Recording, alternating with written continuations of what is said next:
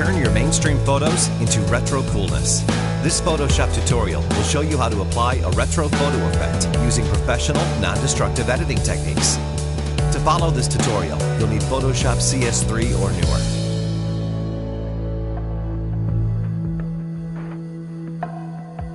newer. Start this tutorial by opening a photo into Photoshop. Duplicate the layer by pressing Ctrl-J or Command-J on a Mac. You can also do this by going to Layer, Duplicate Layer. Right-click on the layer, then choose Convert to Smart Object. By converting the layer into a smart object, we can make use of smart filters. I'll tell you more about smart filters later. First, we'll add a bloom effect. Go to Filter, Blur, Gaussian Blur.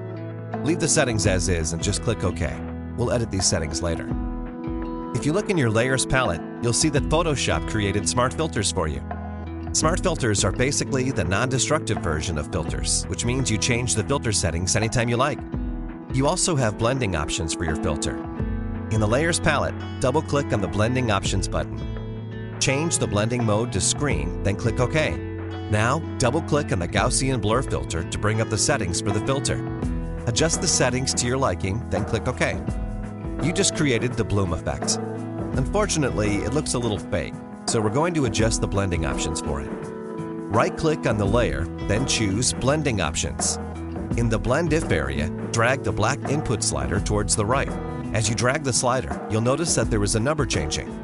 When this number changes to 128, you're in the right spot.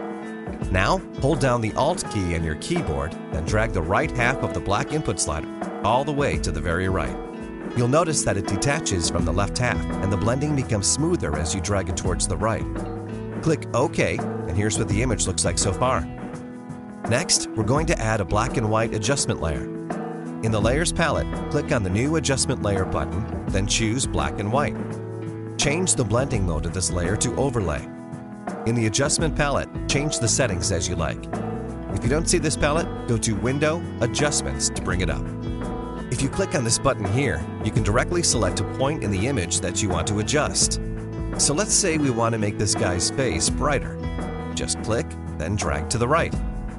And now I want to make the sky darker. Click on the sky, drag to the left, and now it's darker. The next effect we add will give the image a color effect, similar to the expired film look. In the Layers palette, click on the New Adjustment Layer button, then choose Solid Color. Skip the settings for now and just click OK. We'll go back to change it later. Change the blend mode of this layer to Exclusion. Reduce the opacity to around 25%. Now double-click back on the layer and pick any color you like. I'm going to pick this cyan color here. Click OK to apply the changes. You can also adjust the opacity of this layer to increase or decrease the effect. To complete this image, we're going to add some light leaks. These light leaks are available as a free download on our website, and they make it super easy to add cool light aberrations to your photo. Save the light leaks to your computer, then go back to Photoshop. In Photoshop, go to File, Place. Choose the light leak that you like to use. I'm going to choose this one right here. Change the blend mode to Screen, then Position, and press Enter on your keyboard or click this checkmark button right here. You can duplicate the layer to make the effect stronger. If you want to add more, just go to File, Place, then pick another one. I'm going to pick this one here. Change the blend mode to Screen, then scale the image to something like this. Here's the hipster photo effect. Try it on different photos to see what you can get. Remember that everything we did is non-destructive, so you can go back to edit the settings anytime you want. For example, let's say I want to adjust this light leak a little bigger. Maybe I'll change the color a little bit. I can hide some layers to see what effect I can get. Double-click on this filter to change the settings or reduce the opacity of any layer I like. Once again, here's the hipster photo effect. It's a great way to give your photos that old-school retro look.